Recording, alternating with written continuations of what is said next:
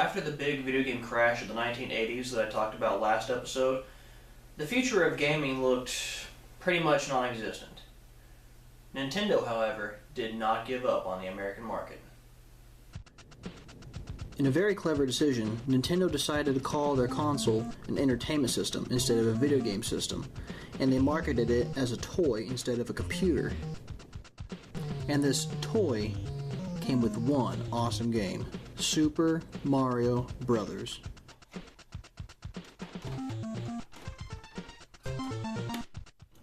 I know that lots and lots of people have reviewed this game already. But, hey, what's wrong with the 3,000th opinion? There were a few different ways to play this game on the NES.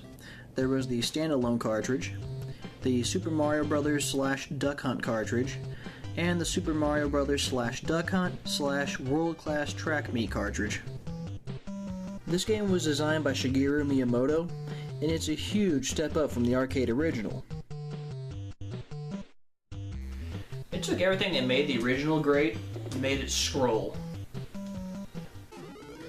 Yes, Super Mario Bros. Was definitely worthy of being called Super. This game gave us a whole entire world to explore, each with different unique stages. Basically, you take the role of Mario, an Italian plumber, who must rescue his royal girlfriend Princess Toadstool from, not Donkey Kong, but Bowser. I guess we went from the King Kong to the Godzilla approach. Add a second player, and you can play as Mario's brother, Luigi, hence Mario Brothers.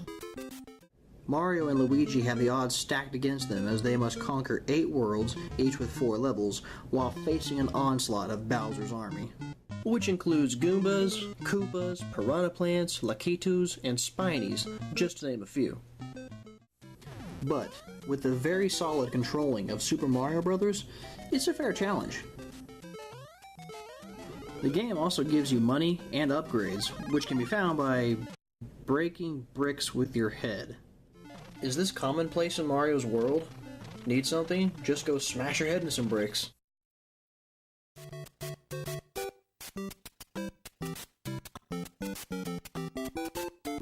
No money for spaghetti. Bricks. Aye.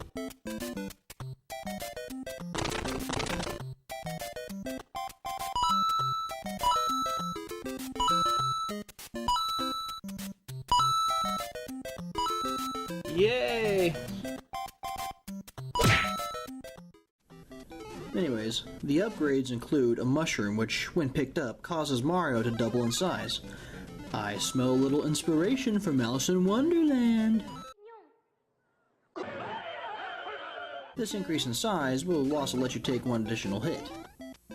If you pick up another upgrade while playing as Big Mario, you get the Fire Flower. Yeah, this is the upgrade you want. When you pick up the Fire Flower, Mario is suddenly wearing a white and red version of his outfit and is now capable of throwing fireballs. Frickin' awesome. This upgrade is so awesome, in fact, that this is the version of Mario that we see pictured on all 3 NES releases.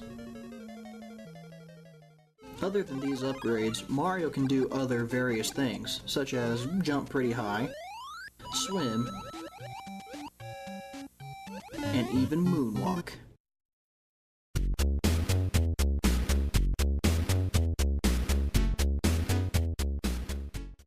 Of course, the minute you get hit, all the awesomeness is gone, and you get to go back to being Little Mario! You know, I always thought that kind of sucked. Shouldn't you first go back to being Big Mario, and then if you get hit again, then you're small? Well, anyways, let's talk about the enemies. Is it just me, or is Mario a bit of a douchebag? I only ask this because most of his enemies can't even defend themselves. The dominant enemies you encounter are Goombas, a small, armless creature, and the Koopa, a turtle. And no, not this kind of turtle, just an everyday turtle. And whenever you kill one of these enemies, you'll see 100 points appear over Mario's head. Yeah, I know we can see this on the screen, and the scores being kept and all, but what's going on in Mario's world? Is he just calling the scores out to himself? Oh look, A turtle. 100 points. Now you might say, what about Bowser? Is he helpless? Bowser is obese and can't keep up with Mario's speed at all. Don't believe me? Just watch this footage. Oh no, it's a Bowser. I'm so scared. Too slow, Bowser. Let me grab this tail. Oh, you've really put on some weight, fat boy.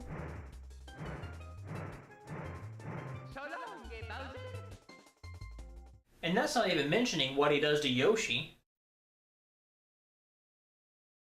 Moving on, you're also collecting coins throughout the entire game. Collect 100 of these, and you just buy yourself another life. You're going to need as much life as you can get. Unless you're a pro, you're bound to die,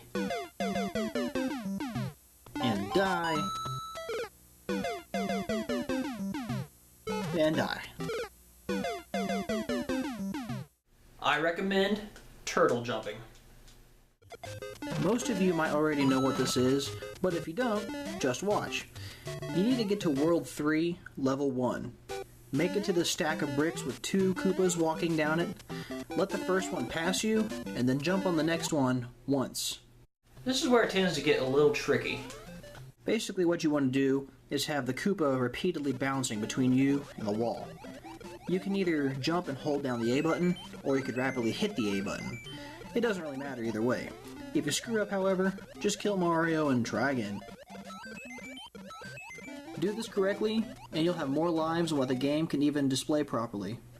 Keep an eye on your timer, however, because sometimes, no matter how many lives you've collected, it's just an instant game over. And sometimes, it doesn't do that. It's a little unpredictable.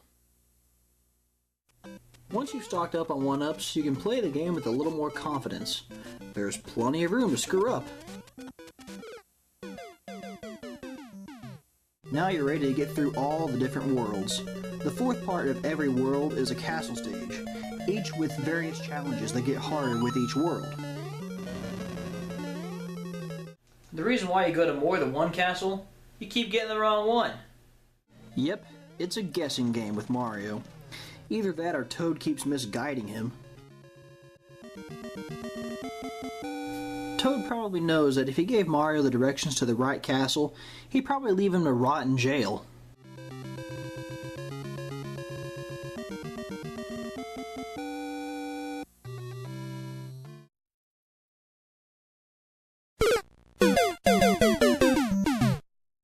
There are a few things about this game that I do hate, and they're as follows. Underwater stages. I don't think I'm alone on this one. It's the levels where the controls don't feel so smooth anymore. You run very slow underwater. You have to be careful when you swim because the amount of enemies on the screen.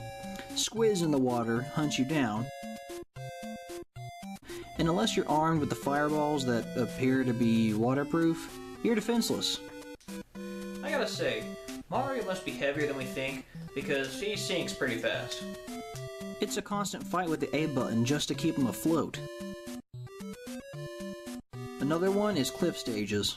Though not as annoying as water stages, I don't like how on edge you feel. Especially when each surface keeps getting narrower, and how every platform you jump on falls beneath you. Basically, these levels make you fight with a D-pad, rocking it back and forth. I also hate mystery hallways. This is where if you don't run in the exact right pattern, the hallway will repeat forever and ever. Or should I say, till the timer runs out.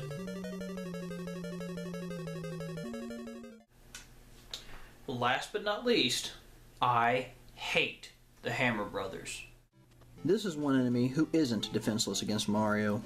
He must have seen how Mario was able to easily kill his brothers, so he came prepared.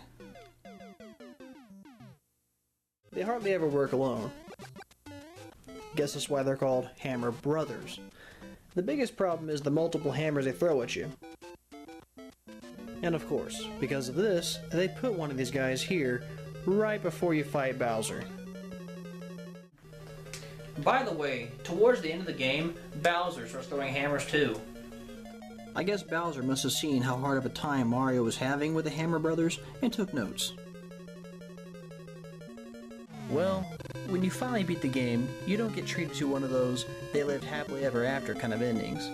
In fact, all Princess Toadstool says is, "Thank you, Mario." Then the programmers take over and say, "Your quest is over. We present you a new quest. Press button B to select a world." After all that hard work and he beats Bowser in the last castle, they send Mario on another task. Douchebags. But screw all that. You defeated the game. Other than these little nitpicky things, it's a great classic that simply refuses to die. So, A+, 10 out of 10, 5 stars, 2 thumbs up. Great game.